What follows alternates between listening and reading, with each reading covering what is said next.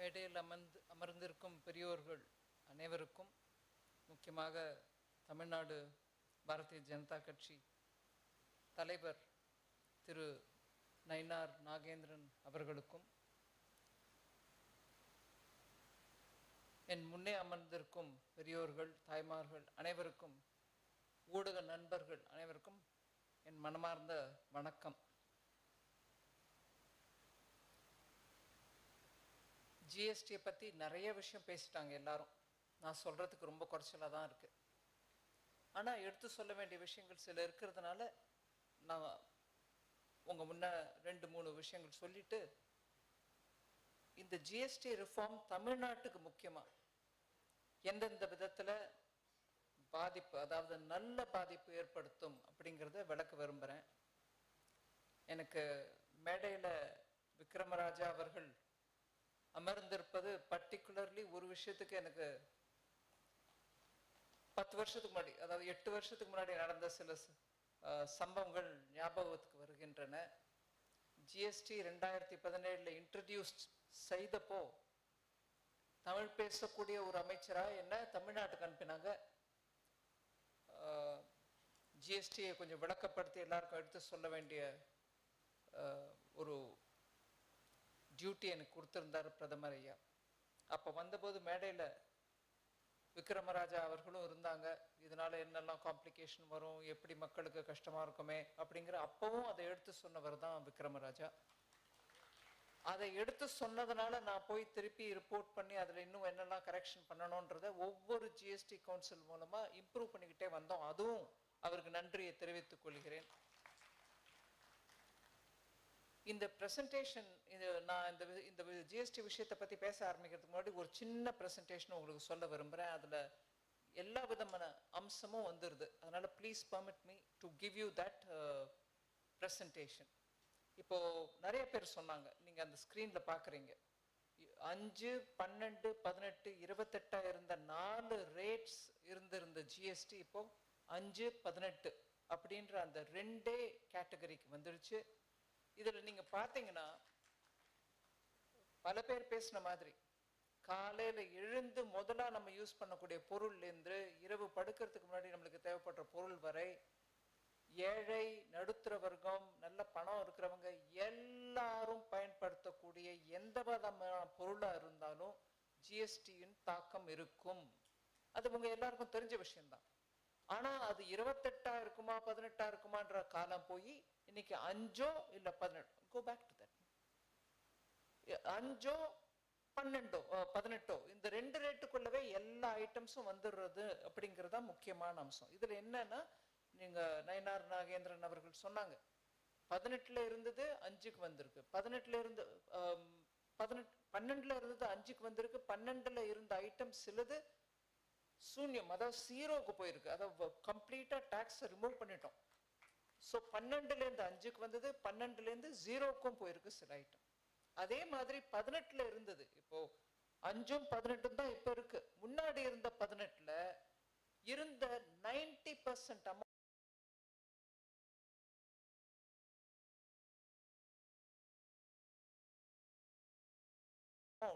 Numbers items 5க்காவது வந்திருக்கு, இல்லை 0க்கும் சிலது போயிருக்கு. ஸோ 18லேருந்து 5க்கு வந்தால் எவ்வளவு குறைச்சிருக்கோம் பாருங்க ரேட்டு. 12லேருந்து 5க்கு வந்ததே குறைச்சல்னா 18லேருந்து 5க்கு வந்ததும் எப்பேற்பட்ட குறைச்சல்ன்றதை யோசிச்சுக்கணும்.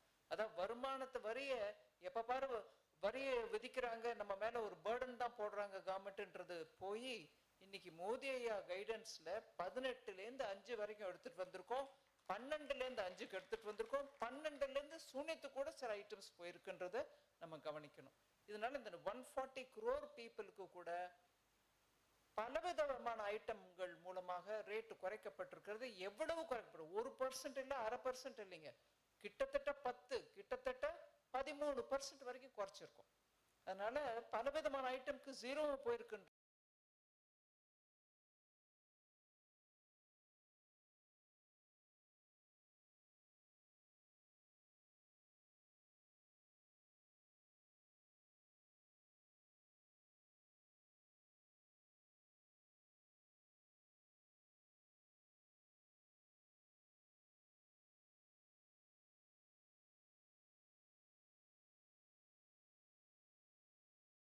இதோடைய பிரபாவம், அதாவது தெலுங்கு, தமிழ், ஹிந்தி, அதை நீங்க எந்த விதமான வகையிலாவது உங்க குழந்தைங்களுக்கு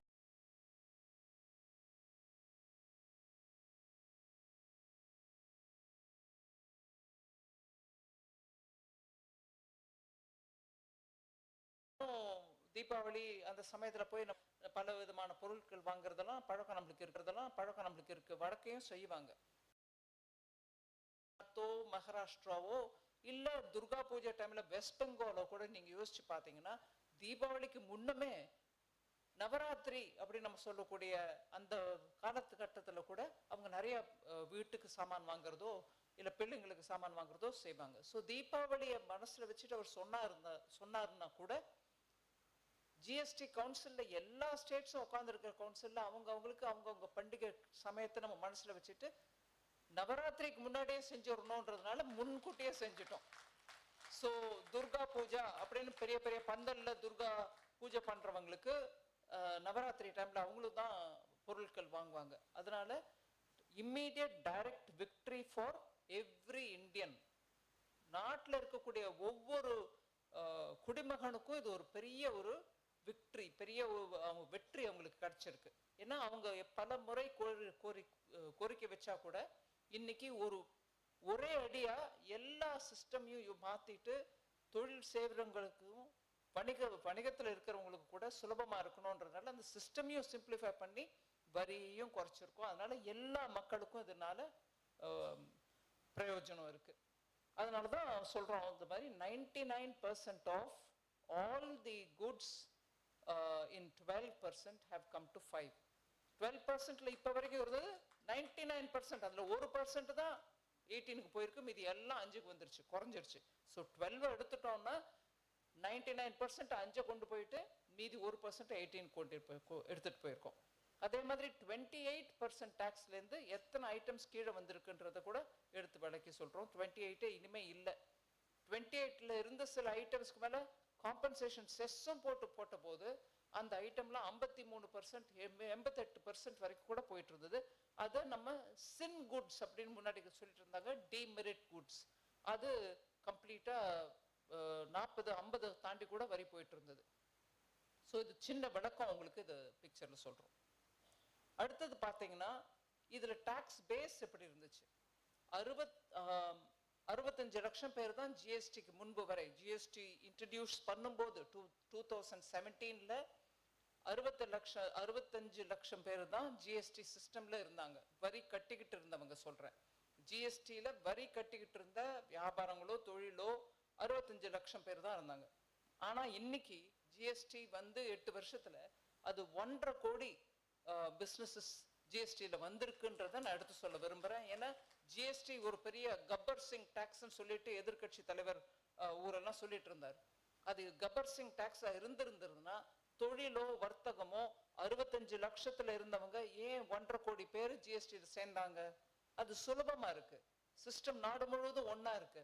எங்க பொருள் வாங்கினாலும் அதே விலையில கிடைக்குது. நீங்க பொருள் வாங்கி அதை இன்னும் இம்ப்ரூவ் பண்ணி ஏற்றுமதிக்கு கூட உபயோகிக்கிறீங்க. அதனால தொழில் கன்சியூமர் நுகர்வோர் மாத்திரம் வரி கட்டல, அத பொருள் தயாரிக்கிறவங்களும் வரி கட்டுறாங்க. அவங்களுக்கும் அந்த வரி விலக்கோ இல்ல வரியை குறைக்கிறதோ அவங்களுக்கும் பாதிக்கிறதுனால ஜிஎஸ்டியில வர்றதுனால நம்மளுக்கு ஆதாயம் இருக்குன்னு சொல்லி வந்தவங்கனால நம்பர் இத்தனை 65 லட்சத்துல இருந்து 1.5 கோடி வரைக்கும் இன்க்ரீஸ் ஆயிருக்கு. இது மேல்முகமா போயிட்டு இருக்கே தவிர இது கப்பர் சிங் டாக்ஸா இருக்கிறதுனால எல்லாரும் அதை விட்டு விலகல. அந்த பாயிண்ட் நம்ம புரிஞ்சுக்கணும். அதனால வருமானம் கூட எவ்வளவு வந்திருக்கு. Record gross GST receipts. Gross ஜிஎஸ்டின்னு ஏன் சொல்றாங்க? வந்துட்டு கலெக்ட் பண்ண பிறகு அதுல ரீஃபண்ட் கொடுக்கறதும் இருக்கும். அதனால ரீஃபண்ட் கொடுக்கறதுக்கு முன்னாடி இருந்த அமௌண்ட்டை பத்தி தான் சொல்லும்போது கிராஸ்ன்னு சொல்றோம். ரீஃபண்ட் போன பிறகு எவ்வளவு இருக்குன்றதும் சொல்லலாம், பட் இங்க கிராஸ் நம்ம சொல்றோம். கிராஸ் கணக்கு பிரகாரம் நீங்க பாருங்க, 7.18 லட்சம் கோடியா இருந்துச்சு அப்போ 2017ல. அது இன்னைக்கு 22 லட்சத்துக்கு மேல போயிடுச்சு கலெக்ஷன். ஒரு மாசம் on an average 1.9 lakh crore or 2 lakh crores வருமானம் கிடைக்குது. மத்திய அரசுக்கும் சரி மாநில அரசுங்களுக்கும் சரி. அது அப்புறம் 50-50% பிரிச்சிடுறோம். ஸோ 1.8 lakh crores வருமானம் வந்துச்சுன்னா அது கிளீனாக 90,000 ஸ்டேட்டுக்கு 90,000 சென்டருக்குன்னு போகுது. அதுக்கப்புறம் அந்த 90,000 சென்டருக்கு வரதுலேருந்து கூட கிட்டத்தட்ட 41% ஸ்டேட்ஸ்க்கு போயிடுது. அதனால மிஞ்சின 23 தான் 23% தான் எங்களுக்கு கிடைக்குது. 100ல் 23 தான் எங்களுக்கு கிடைக்குது. மீதி எல்லாம் ஸ்டேட்ஸ்க்கு தான் போகுது. ஸோ ஜிஎஸ்டி மூலமாக மக்களுக்கும் பயன் கிடைச்சிருக்கு, மாநில அரசுகளுக்கும் பயன் கிடைச்சிருக்கு அப்படிங்கிறத இதுலேருந்து புரிஞ்சுக்கலாம் நம்ம. இதில் முக்கியமாக நான் சொல்ல வந்தது என்னன்னா, இது ஏதோ மத்திய அரசு இப்போ வரைக்கும் எனக்கு நல்ல ஞாபகம் இருக்கு, இந்த ரிஃபார்ம் அனௌன்ஸ் பண்ணுற முன்னாடி வரைக்கும் ஏதாவது ஒரு குறை இருந்ததுன்னா ஜிஎஸ்டியில், அதில் இப்படி இருக்கு அப்படி இருக்குன்னு குறைபாடுகள் மக்கள் சொன்னால் அதெல்லாம் மோடி ஐயா ஏன் என்ன இப்படி பண்ணுறீங்க, அம்மா நீ என்ன பண்ணிட்டு இருக்க, உனக்கு ஊறுகாய் தான் போட தெரியும், உனக்கு ஜிஎஸ்டி நடத்த தெரியாதுன்னு சொல்லிட்டு இருந்தாங்க. அதையும் நாங்கள் பொறுமையாக காதில் கேட்டுட்டு தான் இருந்தோம். அது யாரையும் சொல்லாதீங்க அப்படின்னு நாங்கள் எதிர்மறையாக பேசலை. ஆனால் நல்லது நடக்கும்போது, இத்தனை நாளில் பல விதமான நல்லது நடந்திருக்கு. நான் உங்களுக்கு ரேட் எல்லாம் காமிச்சு கொடுத்தேன். மாநில அரசுக்கு எவ்வளோ வருமானம் இன்க்ரீஸ் ஆயிருக்குன்றதையும் எடுத்து சொன்னேன். அந்த நல்லது மோடி ஐயா அம்மா ஊறுகாய் போடுற நிர்மலா மாமி யாரும் சொல்லலை. சொல்லாமல் போனால் கூட எனக்கு பரவாயில்ல, நாட்டுக்கோசம் நம்ம பண்ணுறோம், எனக்கு நல்ல பேர் கிடைக்கணும்னு பண்ணலை. சொல்லாட்டியும் இதில் புரிஞ்சுக்க வேண்டிய விஷயம் என்ன, மாநிலங்கள் எல்லா மாநிலங்களிலிருந்து வரக்கூடிய அந்தந்த நிதித்துறை அமைச்சர்கள் வந்து உட்கார்ந்து ஜிஎஸ்டி கவுன்சிலில் முடிவு எடுக்கிறாங்க. இத்தனை நாளாக பண்ண நல்லதும் அவங்களும் தான் இருந்தாங்க, இன்னைக்கு பண்ணுற நல்லதுலையும் அவங்க தான் இருக்காங்க. அதனால தான் ஜிஎஸ்டி கவுன்சில் முடிவு எடுத்த பிறகு அன்னைக்கு ராத்திரி 11:30 மணி வரைக்கும் ப்ரெஸ் கான்ஃபரன்ஸில் சொன்னேன். முதல்ல எடுக்கும்போதே சொன்னேன், இந்த முடிவு மீடியா கேள்வி கேட்ட போது கூட கேட்டாங்க, அவர் ஆகஸ்ட் 15th பிரைம் மினிஸ்டர் சொல்லிட்டார் ரெட் ஃபோர்ட்லேருந்து, அதனால நீங்கள் அவர் முடிவு எடுத்துக்கலாமா அப்படின்னு. ஆகஸ்ட் 15க்கு பிரதமர் ஐயா சொன்னார். அந்த முடிவு எடுத்தது ஜிஎஸ்டி கவுன்சிலில். அதனால தான் நான் இந்த புக்கில் பார்க்குறேன், இந்த இதில் தேங்க்யூ ஜிஎஸ்டி கவுன்சில்னு கூட போட்டிருக்கு. அந்த முடிவு எடுத்தது ஜிஎஸ்டி கவுன்சில் இருந்த அனைத்து நிதி அமைச்சர்களும் சேர்ந்து தான் எடுத்தாங்க. ஆனால் இது எதுக்கு நான் முக்கியமாக சொல்ல விரும்புகிறேன்னா, கெட்ட பேர் வரணும் போது இல்லை திட்டணும் போது பிரதமர் ஐயோவோ நிதி அமைச்சரோ மத்திய நிதி அமைச்சரையோ சொல்லிட்டே இருந்தவங்க இன்னைக்கு நல்ல இவ்வளோ பெரிய முடிவு எடுத்திருக்கோம், அதுலேயும் மாநிலங்களுக்கு பங்கு இருக்குன்றதை நானே எடுத்து சொல்ல விரும்புகிறேன். அதனால தான் ஜிஎஸ்டி கவுன்சிலையும் நான் சொன்னேன். அந்த ப்ரெஸ் கான்ஃபரன்ஸில் வந்து எடுத்து சொன்ன போது நான் சொன்னேன், மாநிலங்களிலிருந்து வந்திருக்கக்கூடிய நிதி அமைச்சர் எல்லாருக்கும் நன்றி சொல்ல விரும்புகிறேன். ஏன்னா அவங்க எல்லாரும் சேர்ந்து ஒத்துழைச்சு இந்த முடிவு எடுக்கணும்னு முடிவு எடுத்தாங்க. ஏன்னா மக்கள் நலன் கோரி வரி விகிதத்தை குறைக்கிறோங்கும் போது அந்த நன்மையை மக்களுக்கு போய் சேர விடாம தடுக்கிறதுக்கு யாருக்கு மனசுல தைரியம் இருக்கும்? ஜிஎஸ்டி கவுன்சில்ல இதை பத்தி ரொம்ப சர்ச்சையாச்சா, டிஸ்கஷன் வந்ததா, டிபேட் ஆச்சான்னு என்ன மீடியா கேட்டே இருந்தாங்க. அன்னைக்கு ராத்திரி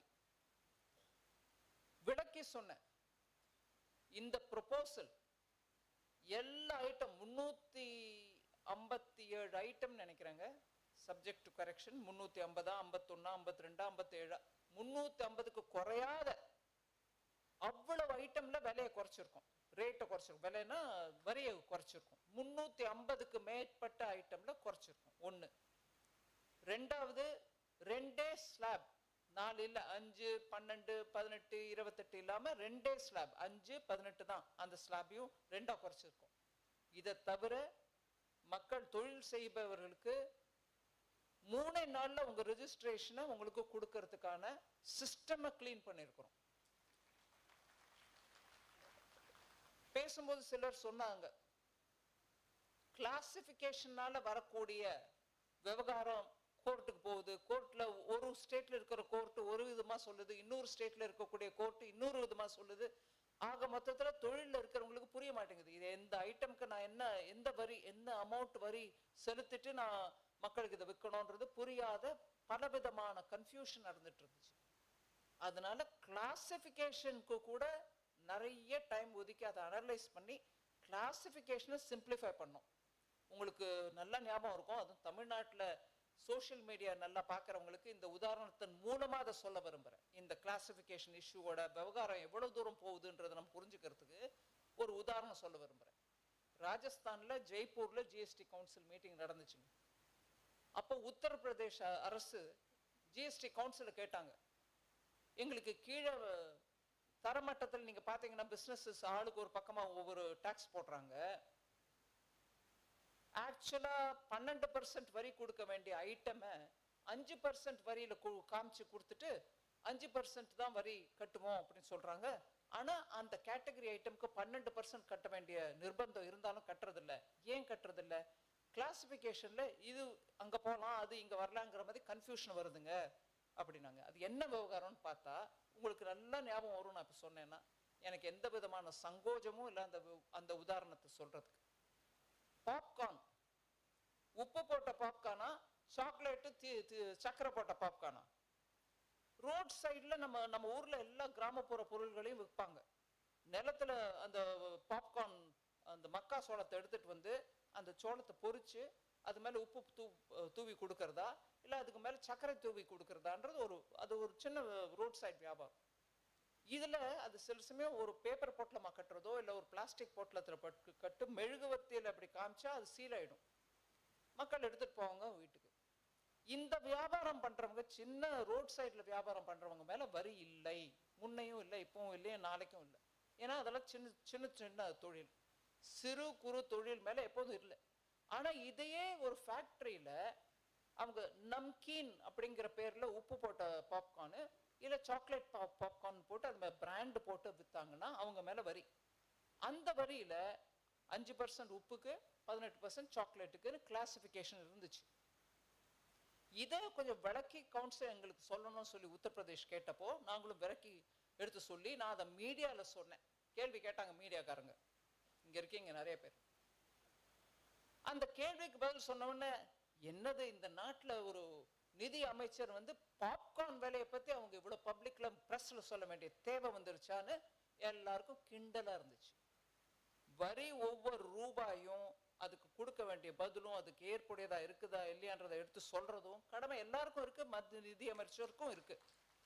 அதை சொன்னது முக்கியம் இல்லை, நீ அதை சொல்ல வந்தியா, பாப்கார்னுக்கு 2 ரேட்டா அப்படின்னு கேட்டாங்க. சரி, அதையும் எடுத்துக்கிறோம். நம்ம ஒரு கிரிட்டிசிசமை நான் எப்போ இருந்தாலும் தயங்காம ஏத்துக்குவேன். இந்த சிஸ்டம்ங்கிறது நான் ஏற்படுத்தினது இல்லை. ஜிஎஸ்டி வரதுக்கு முன்னாடியிலேருந்தே அந்த சிஸ்டம் இருந்திருக்கு. அதை ஜிஎஸ்டியில சேர்க்கும் போது எந்த ரேட்ல சேர்க்கணும், 5ல சேர்க்கணுமா 12ல சேர்க்கணுமான்ற முடிவு தான் எடுத்துட்டு சிம்பிளிஃபை பண்ணி கொடுத்தாங்க 17ல. இது இப்படி நடந்துட்டு இருக்கையில நடுவுல கோர்ட்டு இதெல்லாம் வந்துச்சு. ஸோ இது கிளாசிபிகேஷன்னால வரக்கூடிய ஒரு ஒரு துன்பம்ன்றது நம்ம எல்லாருக்கும் புரிஞ்சு அதுக்கப்புறம் ஜிஎஸ்டி கவுன்சில்ல நாங்க இதையும் பத்தி ஆராய்ச்சி பண்ணி உட்காந்துட்டு எப்படி இதை சால்வ் பண்றதுன்னு பண்ணோம். இப்போ உணவு பொருட்கள் எல்லாம் 5க்கு வந்துருச்சு, இல்ல 0க்கு போயிடுச்சு. கிளாசிபிகேஷன் ப்ராப்ளம் இல்லை. சில உணவு பொருட்கள் 5, சிலது 12ன்னு போனாதான் இந்த விவகாரம்.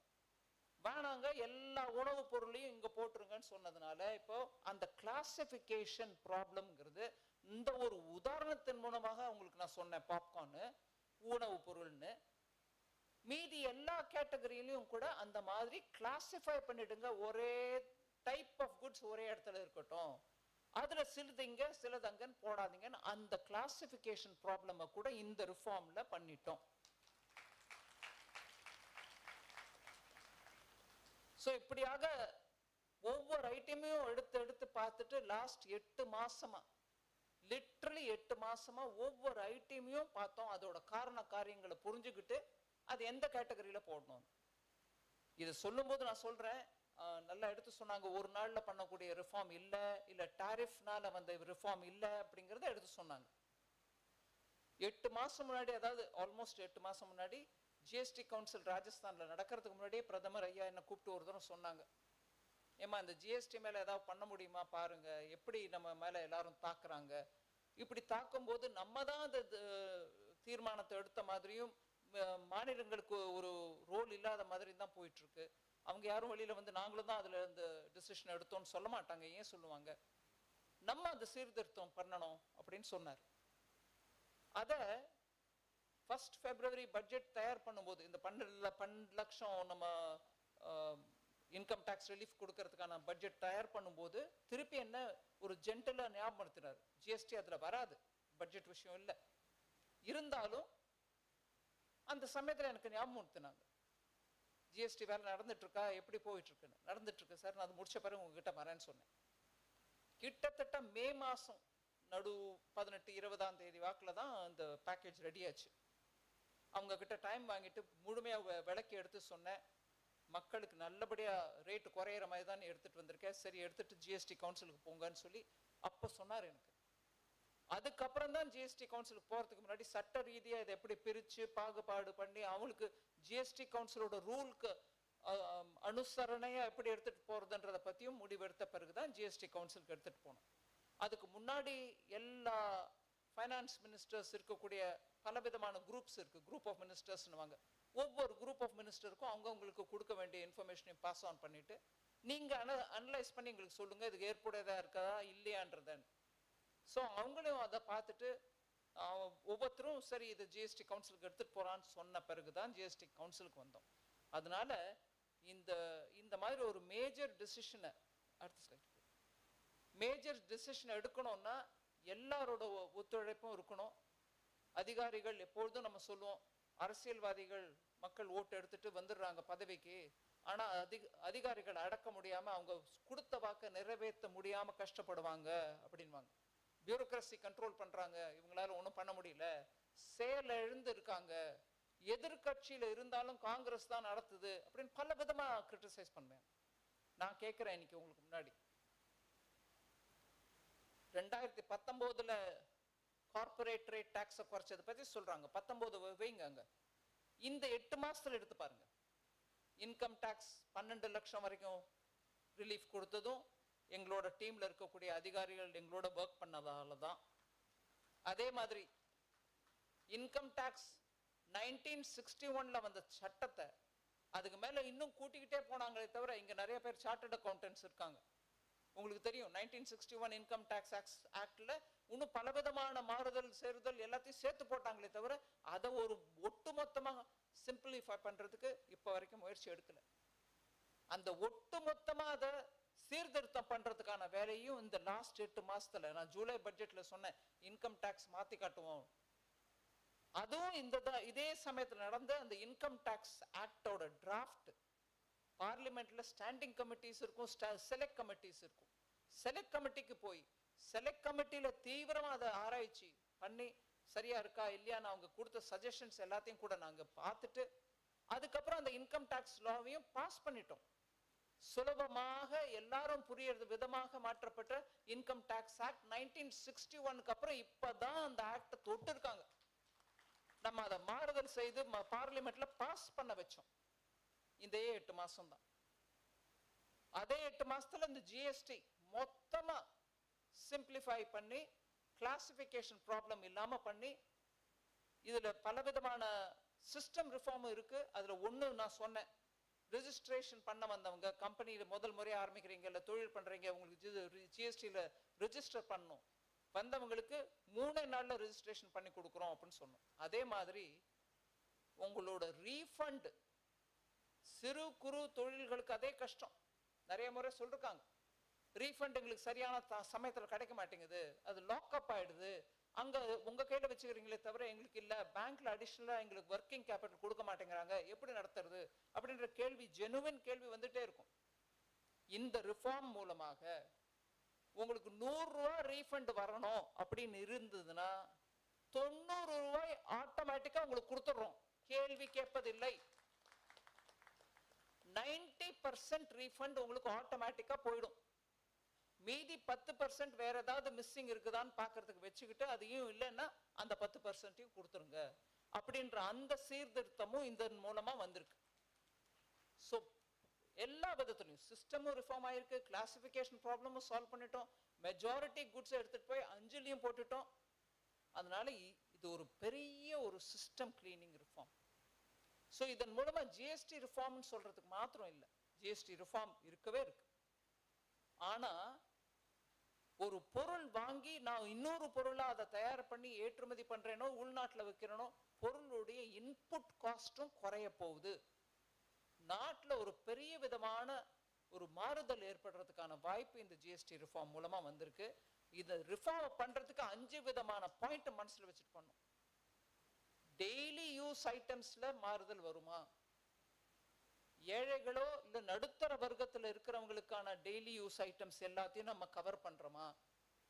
விவசாயிகளுக்கு உதவியா இருக்குமா? அதே மாதிரி சிறு குறு தொழிலுக்கு அவங்களுக்கு முதலீடு போட்டு வாங்கக்கூடிய பொருட்கள் இப்போ இன்னும் கொஞ்சம் குறைச்ச விலையில கிடைக்குமா?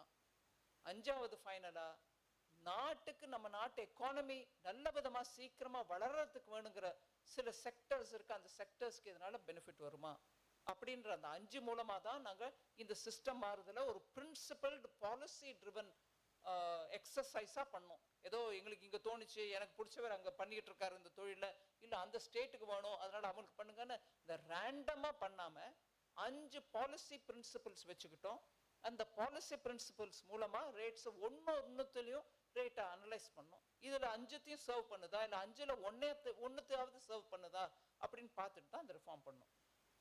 அதனால இது ஒரு பெரிய ரிஃபார்ம். எக்கானமிக்கு சீக்கிரமா வளரக்கூடிய இந்த நிலையில் இருக்கும் பாரத நாட்டை விகசித் பாரத், அதாவது முழுமையா வளர்ச்சி அடைஞ்ச ஒரு நாடா உருவாக்கணும்ன்ற அந்த பிரதமருடைய அந்த நோக்கத்தை சீக்கிரத்துல நிறைவேற்றுறதுக்கான ஒரு வழிமுறைன்னு நாங்க நினைக்கிறோம். ஸோ டாக்ஸ் ரிஃபார்ம்ங்கிறது நம்ம நாட்டில் எப்பொழுதும் நடக்காத அளவுக்கு டைரக்ட் டாக்ஸும் ரிஃபார்ம் பண்ணியிருக்கோம், இன்டைரக்ட் டாக்ஸையும் ரிஃபார்ம் பண்ணியிருக்கோம். இது மக்கள் வரவேற்பு இருக்கணும்னு நான் எதிர்பார்க்குறேன். இது அனௌன்ஸ் பண்ண அன்னிலேருந்து தொழில் வர்த்தகம் எல்லாரும் அவங்க தரப்புலேருந்து ஸ்டேட்மெண்ட் கொடுத்துருக்காங்க. இங்கே இருக்கிறவங்க எல்லாரும் அதை பற்றி பேசினாங்க. நேற்று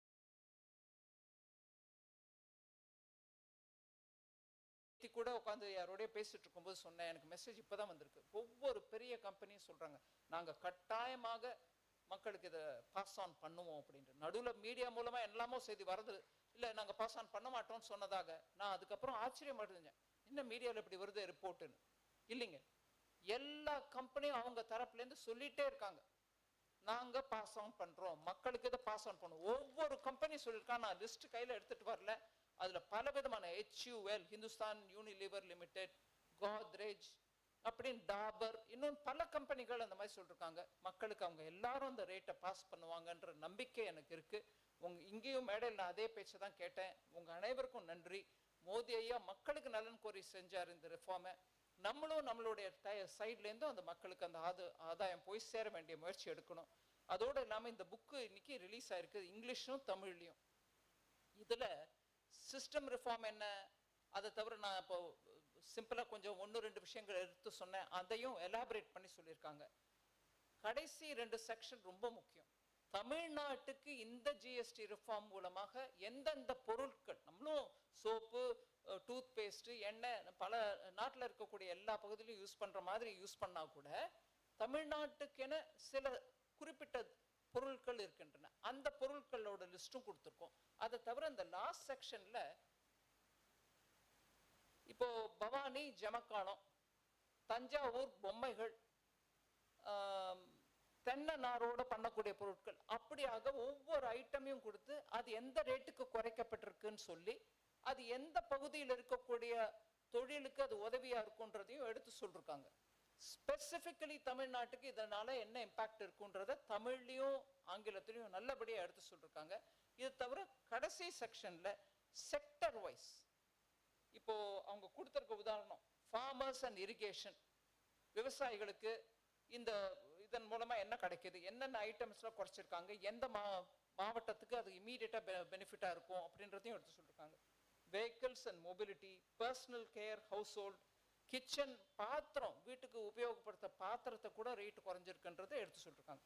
அதனால இந்த புக்கை நீங்க பார்த்தீங்கன்னா உடனடியா உங்களுக்கு ஒரு இண்டெக்ஸ் மாதிரி எல்லாம் கிடைச்சிரும், என்னெல்லாம் ரிஃபார்ம், என்ன பொருள் விலை குறையுது. அதனால இதை கொஞ்சம் எல்லாருக்கும் டிஸ்ட்ரிபியூட் பண்ணுங்க, எல்லாரும் அதனால பயனடைவாங்க. மக்களுக்கும் மக்கள் இந்த தொழில் வர்த்தகம் எல்லாருக்கும் சேர்த்து போட்டு இந்த ஜிஎஸ்டி மூலமாக நல்ல ஒரு தாக்கம் ஏற்படும் நான் நினைக்கிறேன். இந்த வாய்ப்பு அளித்த உங்க எல்லாருக்கும் நன்றி. இந்த சிட்டிசன்ஸ் ஃபோரம் நல்ல இந்த மாதிரி ஒரு இனிஷியேட்டிவ் எடுத்து நடத்துறாங்க. அவங்கள ஆர்கனைஸ் பண்ற ராகவன், சுந்தர்ராமன், பாஸ்கர், முரளி, உங்க எல்லாருக்கும் என்னுடைய வாழ்த்துக்கள். நீங்க எல்லாரும் ஒரு ஞாயிற்றுக்கிழமை காலையில வந்து இந்த இந்த நிகழ்ச்சியில் பங்கேற்றது அனைவருக்கும் நன்றி தெரிவிச்சுக்கிறேன். Thank you very much.